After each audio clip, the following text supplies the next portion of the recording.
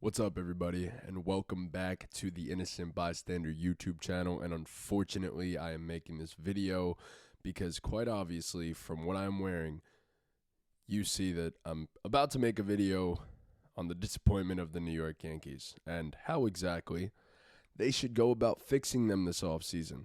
As you can see, I now have a flag of my logo. So we're making some improvements to the setup. Not massive ones, but improvements nonetheless. Anyways, I know it's been a couple weeks since I posted. Honestly, it might even be a month. My own YouTube, at least. Obviously, I have other types of things that I'm posting on, such as Instagram. If you haven't already, go like my recent posts. Twitter, I've been pretty active on it. TikTok, really haven't posted much, but if you are on TikTok, please do go check out the Ball Game Podcast TikTok. I have been reposting that like crazy, so it's me and the boys. It's us just having a great time. Just go check that stuff out. It's mostly basketball, but recently we've been talking more football and baseball. But anyways, if you love sports, it's another outlet for you to go and watch. Obviously, for this video, the usual YouTube stuff, like, subscribe, put on the notification bell, and check out all my other videos in the past, all like 2 of them. Also, check out the Ball Game Podcast YouTube and all of their socials. I'm going to link everything in the description, so be on the lookout for that. Check that description, all that stuff. Go follow it, everything. Okay, so obviously, the title of the video, the topic of the video, and what's currently on my shirt right here, the pinstripes. All right. How do we start by fixing the New York Yankees and making them a title contender? Because while we did make the ALCS, you'd be a fool to think we were actually a title contender because, well, the Astros just absolutely exposed us. So, yes, there are definitely going to be changes coming to this roster and even in the front office for all we know. But I'll be the first to tell you that step 1 right now is you absolutely need to fire Aaron Boone. He's overmanaging, plenty of mistakes during the season, and especially during the playoffs.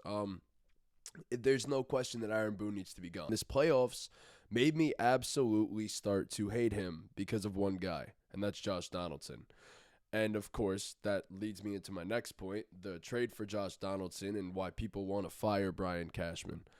And okay, I can't fully dispute the fact that that trade should have never happened because, well, it should have never happened.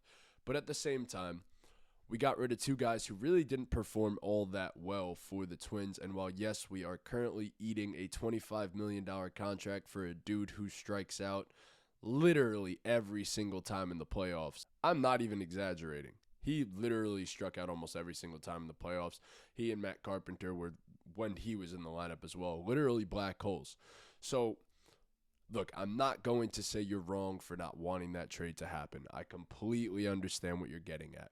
But there's so many other things that Brian Cashman did right, and that's why you're not going to like the fact that my next point is you keep Brian Cashman. A lot of the smaller moves that he made, and bigger moves for that matter, this throughout the season and in the offseason leading up to this season. First of all, a lot of people give Isaiah Kiner-Falefa a lot of shit, and while I completely understand and it makes some sense to a point, he did have his defensive miscues in the playoffs, but he was also one of the most consistent hitters we had in the playoffs because he's one of the few guys in the lineup that was healthy at least that was able to make contact. And Isaiah Kiner-Falefa is not a bad player by any means. All the shit that he's getting is mostly unwarranted, and to think that he's to blame for this series is completely out of whack. And also, I think he's being a little miscast at short, even though he's capable of playing it. I think third base is his better position. He won a Gold Glove there. But anyways, Isaiah Kiner-Falefa is here to stay, and I think he should be here to stay. And I'm not saying that he is your long-term starting shortstop option. He's your stopgap, and he should be the starting shortstop on your 2023 roster. But that doesn't mean he should be the starting shortstop for the entire season. That's going to be Anthony Volpe. So yes, what I'm getting at is you have to keep Brian Cashman. He traded for Jose Trevino in the offseason for essentially nothing, and he turned out to be the best defensive catcher in the MLB and the best pitch framer in the MLB. He should be your starting catcher going into next season, whether he provides a lot offensively or not. We remember what it was like having Gary Sanchez in the playoffs. It wasn't good. No matter what he could do at the plate, which towards the end of his Yankee tenure was not much, Jose Trevino was elite. He's one of the best at blocking in the entire league and the best at framing in the entire league. That doesn't get much better, especially for a pitching staff. You could go ask Garrett Cole. You could go ask a lot of the pitchers on that staff why they love having Jose Trevino back there. It's a huge difference. He saves you runs. He buys you outs, buys you strikes. And the more you think about it, the more you realize that Brian Cashman is very good at making those small moves on the margins. And he usually has a very good eye for underrated talent. Not to mention, at the trade deadline, he made trades that were necessary for this roster. He got rid of Joey Gallo, which was kind of just a black hole, and that was the right move. We all knew it had to happen. And yes, he may have traded for Joey Gallo the season before, but that was also a move that it costed him nothing, and there was no reason not to do it. He went and got the second best starting pitcher on the market in Frankie Montas, and before you say that he was garbage, a lot of Yankee fans were super happy about it. I wasn't. The whole time I really wanted Luis Castillo, but he made the right move in not trading for him because the Mariners wanted both Volpe and Dominguez. So therefore, that wasn't the right move either. We essentially got Montas for nothing, and an underrated aspect of that trade is we got one of our most reliable relievers down the stretch in Lou Trevino. And that was essentially, like I said, for almost nothing. Ken Waldichuk was the only decently valuable prospect in that deal, and, well, it's worth it for what you could have had with Frankie Montas and what you ended up having with Lou Trevino. So, yes, Cashman is a good GM, like it or not. You need to keep him. Not to mention that Benintendi trade, too. Exactly what we needed, just so happened he ended up getting hurt. Not really Cashman's fault that a lot of his moves backfired because of injuries. Yes, I understand the Hicks contract as well, and I know a lot of people are throwing that out there to get him fired as well. But at the time, he had one of the better seasons in the league at center field in back-to-back years, where he was getting on base at an almost untouchable clip, playing elite outfield defense, and showed that he had power with over 20 home runs. So Aaron Hicks, at the time, signing a 7-year, $70 million contract was really not as bad as you think it is. I promise you, go look at the numbers. The injuries ended up taking away everything from him, which sucks. You can't bet on that. You need to sign a guy if he's a valuable player, and that's what Cashman did. So all of that to say that step one is fire Aaron Boone and keep Brian Cashman, please. Because him not spending money either is not on him. It's on Hal Steinbrenner. These pinstripes mean something. They're the most valuable franchise in all of sports right next to the Dallas Cowboys. So please start spending some goddamn money again.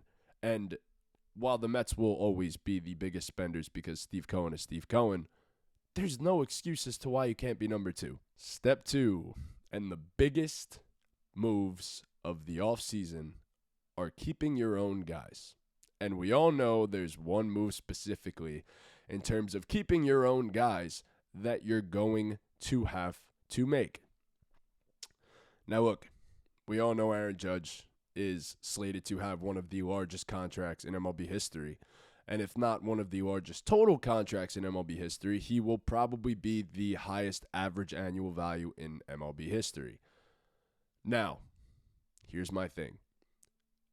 If you are to sign Judge, you saw his playoffs just now. And I feel like in a way that needs to bring down his price ever so slightly. And no, I don't think that you play around with money with Aaron Judge. I think you really do hand him a blank check in a way. But at the same time, I think there's a number that eventually makes you think, is it really smart to re-sign him? And that hurts me to say because I'm a massive Aaron Judge fan and I would love for the Yankees to get him back. And also, when you're 6'7", And while he doesn't have as crazy of an injury history as people make it out to be, he is still a 6'7" outfielder that may not age gracefully. So I think you also have to draw a line at about 6 or 7 years on a contract. I think anything more than that is franchise suicide for a guy this large. And while he's a freak in nature, he is very athletic and an elite outfielder at that. You cannot give a guy that large that plays the outfield that long of a contract. I just don't think it's a smart move. So if you can go right around the 6 or 7 year mark, giving him probably $260, $270 million a season, I mean, in over 6 years, then I don't see where there's a world that he declines that. And I don't see a world why he should decline that, realistically. Of course, there may be teams that offer him 10 years, 9 years, maybe even 8, if that's the max that he ends up getting. But look, personally, in my opinion, I just don't think you can give him that long of a deal, and you let him walk if it comes down to that. And if someone's paying him $50 million a season, I don't think you can match that either. So there is a world where we lose Aaron Judge, but I think it's a slim chance, and I think we can make something work in the range of 6 for $270 or something like that. The one biggest fear is he goes home to the San Francisco Giants, or Steve Cohen pulls out that checkbook and writes him one of the largest checks we'll ever see, period. 10 years, $500 million would probably lock him up quite easily. But I don't even think Steve Cohen is willing to do that, so we'll see what happens there. But yes, lock up Aaron Judge, preferably not for more than 45 a season, and preferably not for more than 6 or 7 years. The other big free agent this offseason is Andrew Benintendi, and obviously we just traded for him at the deadline, and no, we didn't give up much for him either. So, here's the thing. You now need to re-sign him because, well, he's an ultra-important part of your lineup, and he's probably one of the only guys you're going to have in your lineup next season that's going to be able to make legitimate contact and be the perfect leadoff guy in front of Aaron Judge and, well, Stanton, Rizzo, or LeMahieu, in whatever option, whatever order you choose, whatever order that new manager chooses. So, yes, Andrew Benintendi needs to stay. He's going to be a lineup staple, and he needs to be the piece that leads off from the first game of the next season. Andrew Benintendi is that important. And if we don't realize that and we let him slip away, then that's franchise malpractice because then we've absolutely messed up royally. So I'm thinking some deal in the range of the DJ LeMahieu one, 5 years, $90 million, maybe even 7 or 8 years because he's only 28 years old. He's still very young. Doesn't really rely on his athleticism too much in the outfield.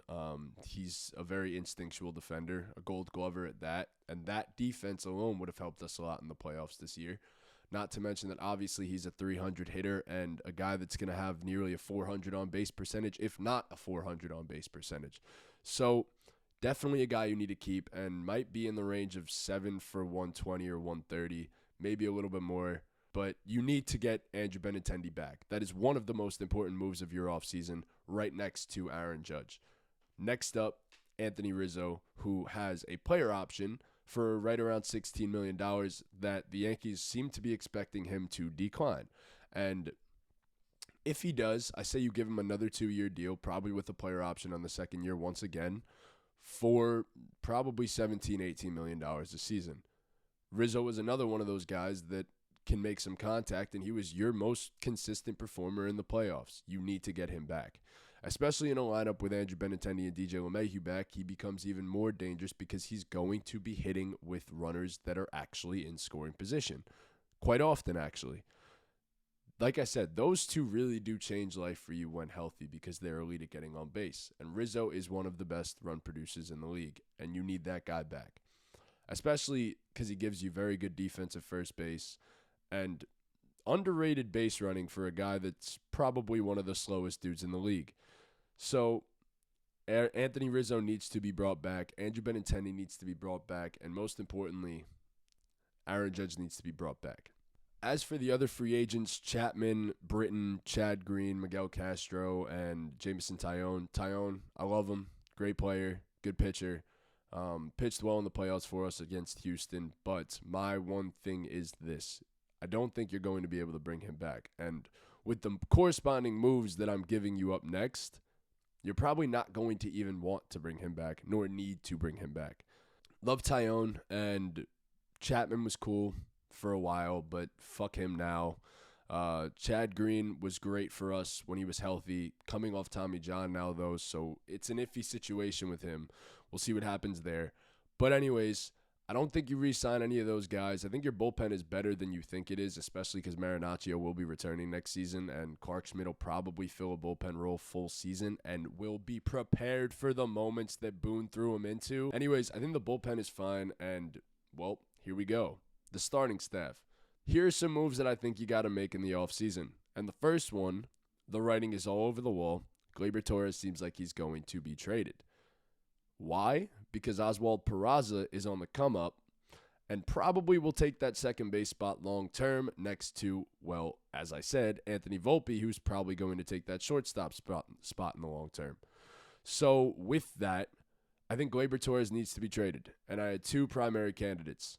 The first one being the least likely, Zach Gallen from the Arizona Diamondbacks, who was absolutely dominant last season. He had a 2.56 ERA and I believe a 2.56 ERA. He threw right around 180 innings, and, well, he was a strikeout artist as well. Zach Gallen is one hell of a starting pitcher, and he's a guy that if you can add him to your rotation, you now have one of the best twos in the entire league. So my first, as I said, the first candidate was Zach Gallen. The second candidate, and the most likely candidate, and a trade that was, I believe, on the table in the middle of the regular season, is Pablo Lopez. Pablo Lopez makes a lot of sense for the Yankees, as we had an elite infield defense last year, and he is a very good ground ball pitcher because of his elite changeup. He has a very good fastball as well, and I think once he comes to the Yankees, he's going to harness a curveball that is one of his better pitches in his arsenal that he just doesn't use quite enough. So I think Pablo Lopez he has another level to him that we saw in the first half, and I think he can reach it if he's brought here to where it seems as though pitchers have now started to improve in the New York Yankees coaching system. So I think Pablo Lopez is probably the more likely move. I think it does end up happening this offseason that Gleyber gets sent to the Miami Marlins. And I don't hate that idea. I think Lopez would be a great starter for us. And I think part of this is I'm kind of admitting that the Frankie Montas experiment isn't really going to work. But even then, you still have him and Domingo Germán as your 6th and 7th starters, which makes a ton of sense for your franchise because, well, in general, starting pitching is a premium. And if you can have more of them, all the better. That means you get to give guys a rest on a fifth day. If Severino doesn't feel so great, you don't want to take your chances with him. You give him a start off. Same thing goes for Nestor Cortes, who seemed to have burned out a little bit at the end of the season. So I think it makes a lot of sense for you to have guys like Frankie Montas and Domingo Germán as your 6th and 7th starters because the other starter in your starting rotation is a guy named Carlos Rodon. And the reason you need to go sign him is because he was absolutely elite last season. And he was the guy I wanted at the deadline the whole time. I was really hoping that was the move we ended up making. Obviously, we ended up going for Frankie Montas, which I was not too happy about, as I said. But Rodon was the move I wanted all along, and now he's a free agent. And I think that the contract that's going to end up getting him is something in the range of 4 years for $100 million. Yes, that requires the Yankees opening the checkbook quite a bit this offseason because I just told you Benintendi, Rizzo, and Judge all need to get signed. And then I'm telling you that they need to go sign Carlos Rodon to a big free agency contract as well.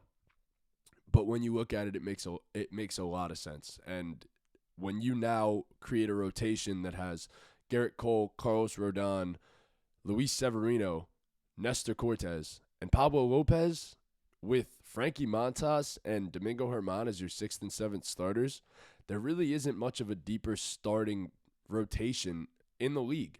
And that allows you to, if you have an injury, you still have 2 quality starters that could step in at any given time. It gives you a lot of options come postseason time as well. And that's why I do believe that signing Carlos Rodon is a huge move for the Yankees, and it's a move that we have to make. Get as much starting pitching as possible, and having too much is sometimes a really good problem. So realistically, a lot of people are thinking that we needed to make a ton of moves, but I just gave you all the moves that I think we need to make to become a championship contender once again. I think getting Benintendi and DJ LeMahieu back healthy is really everything that this lineup needs, and a full season of Harrison Bader should also be great for us as well. I think that while, yes, there are some other moves that could possibly be made, I just don't think there are other massive moves that would change us as a franchise and moves in free agency that make much sense, especially when you have Oswald Peraza and Anthony Volpe coming up. You make those moves with that in mind. And Peraza and Volpe will both be up in the majors, probably at different points, and maybe even Jason Dominguez as well in the outfield. But I think Peraza should start the season on the MLB roster at second base. As I just said, Gleyber Torres getting traded. Peraza steps in and takes that spot. I think Kiner Falefa should be the starting shortstop on the opening day roster. But I will say that Anthony Volpe should probably take that job by about the All-Star break, if not a little bit sooner. DJ LeMahieu should be your starting third baseman, and Josh Donaldson will probably be the most expensive bench bat in the entire league, but he's a decent bench bat nonetheless. Anthony Rizzo will start at first base, Jose Trevino at catcher, and then obviously your outfield after these moves is going to be Benintendi, Bader, and Aaron Judge. Your backups will, when Volpe eventually comes up, it'll be Isaiah Kiner Falefa, who could be used as a very good utility man, and Oswaldo Cabrera, who also can be used as a very good utility man. So I think that that's the best setup for you. I think it gives you a lot of contact in the lineup. Peraza taking Gleyber's spot, it gives you a ton more speed. And obviously you still maintain power with Big G, Rizzo, Aaron Judge. That's really all you need. I think adding the speed element, adding the on-base element that DJ and, of course, Benintendi bring you as they come back, that's huge for you. And that's really the only two moves that you need to make. Just get them healthy. And, of course, we'll see what Peraza has, and I think there's a lot in that tank over there. So Gleyber being traded for Pablo Lopez and signing Carlos Rodon adds a lot to your rotation. Unfortunately, you let Jameson Taillon walk. But your bullpen is better than you think. You have a lot of options that are going to be reliable if they stay healthy. Unfortunately, you got bit with an injury bug. Maybe you sign Chad Green to a one-year deal that makes sense because he needs a prove-it deal coming off of Tommy John, but we'll see when he even comes back. And even if he doesn't, like I said, you have a lot of reliable bullpen options because you have Wandy, Jonathan Loaizaga, Clay Holmes, Lou Trevino still on the roster. Ron Marinaccio comes back healthy. Clark Schmidt will be put in more roles that will get him prepared for the postseason pressure. And, of course, the two starters that I named before will also be in the bullpen in this case. So, yeah, there's a lot of options for you, and I really think that's all you need for the Yankees to become a title contender once again, as the depth of your lineup now increases tenfold, and the depth of your starting rotation increases tenfold as well. The New York Yankees are not that far. They just got to make these necessary moves, and I'm praying that they do. Anyways, thank you guys for watching. I really appreciate it. Leave a like, subscribe, hit that notification bell. Go follow the Ball Game Podcast on all the socials like I said before. And if you're a Yankee fan, please, even if you're not, let me know what you think they should do this offseason, what you think will happen this offseason, and, well, where you think we stand currently and where you think we'll stand at the beginning of the season. Until then, we don't really know much, but we're looking forward to it. And, of course, the Astros once again destroyed us. We're coming for revenge.